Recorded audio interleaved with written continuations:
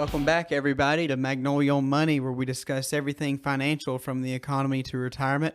I'm Forrest with Magnolia Wealth, and today we're going to discuss rebalancing. You may have heard Ed and I talk about rebalancing your portfolio or maybe an account in years past.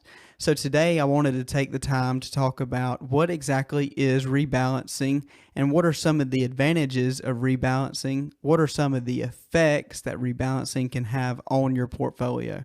First things first is we have a textbook definition of exactly what rebalancing is.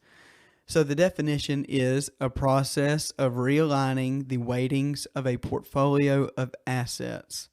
Well, we know what the definition is now, but what exactly does that mean to your accounts or your portfolio? Let's take a look.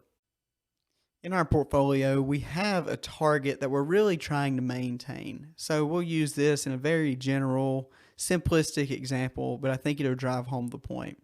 So January 1st, we start with a target of 70% equities or stocks and 30% bonds or fixed income. But as we know through the past, that equities and bonds do not exactly appreciate at the same time. So on January 1st, our target is 70-30. Well, December 31st, let's say we had a really good year in the equities market. So bonds kind of either held their value or they may even depreciate a little bit. Well, equities had a very good year and they appreciated. So now we're a little heavy in equities compared to what our target was.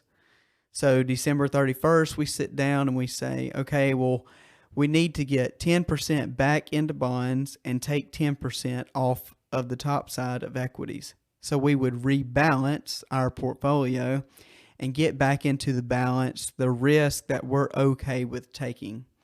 So what happens is in years like last year, we have a pullback in the market and people say, well, I'm not used to this risk. I'm not okay with this risk because we're having a bad year.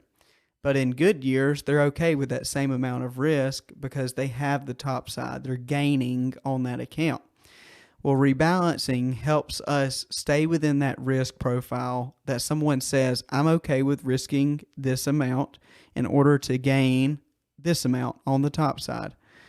So we have to stay balanced. We have to constantly rebalance, at least on an annual basis, to make sure we are in those parameters that we said we are okay with. So as you can see, rebalancing can be a very important tool that we can use in the financial space, whether it's for retirees to make sure they stay within those parameters, or even people accumulating money, that they're putting money in retirement accounts or investment accounts to make sure they're investing exactly what they want to be investing in. And whenever they rebalance, they make sure they go back to what their target should be. So thank you guys for joining me for Magnolia on Money this week. We look forward to seeing you guys next week.